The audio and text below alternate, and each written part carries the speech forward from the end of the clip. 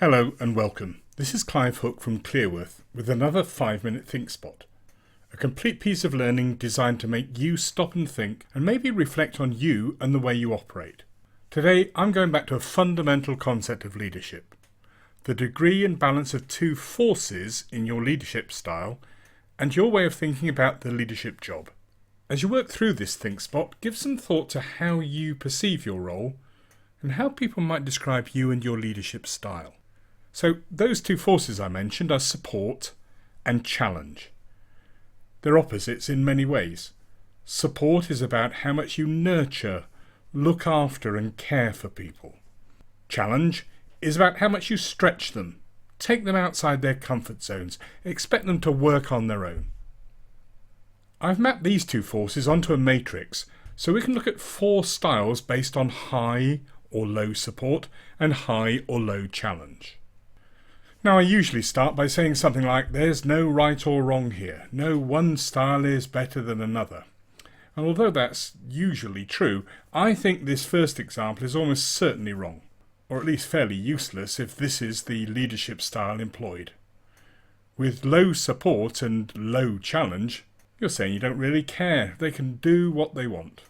Well, fine if they're nothing to do with you, but if you're in a position of leadership, then this is just abdicating your responsibilities. Maybe you don't want the job. Maybe you're resigned to failure. Whatever it is, you're not doing anything for these people.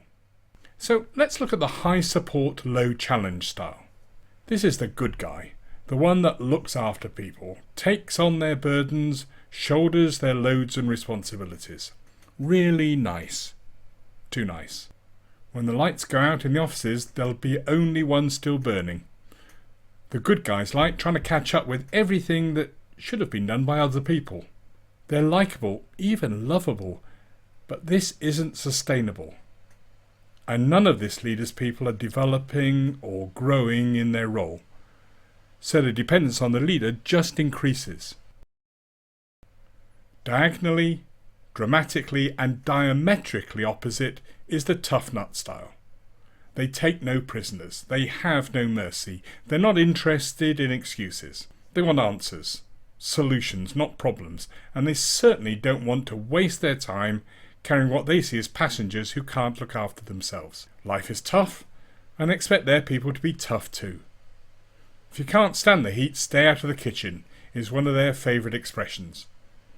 This is a survival, sink or swim culture, and only the strongest survive. But is this leadership? Well, I'd say no. I think the leadership role requires a high degree of both support and challenge. Somehow, it's about balancing the helping, guiding and caring aspects of people management with the pushing, stretching and challenging side to get results.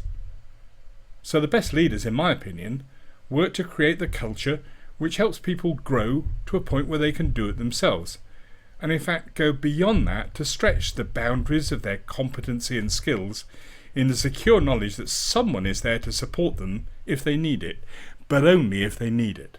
So where are you on the map or matrix? Which quadrant best describes your dominant style, the one you use most of the time? Perhaps it's not possible to be in that top right hand box all the time, and perhaps in your view it depends on the people you manage or lead. Yep, could be. But I wonder what you do to grow those people so that you can occupy that box more of the time. We know the culture of the organisation or department or team is very strongly correlated with the way the leader operates with his or her people.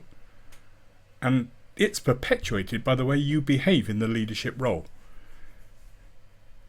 So is yours a place where nobody really cares? Is it a place where the boss has to do it all?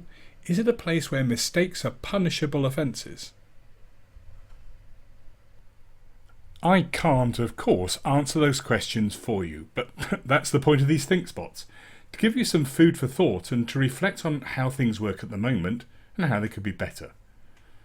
I hope you find this helpful and recognise the value of checking in every now and again to how you're perceived and what your style looks like to others. So this is Clive Hook, supporting you in your learning and challenging you to do things better. Bye for now.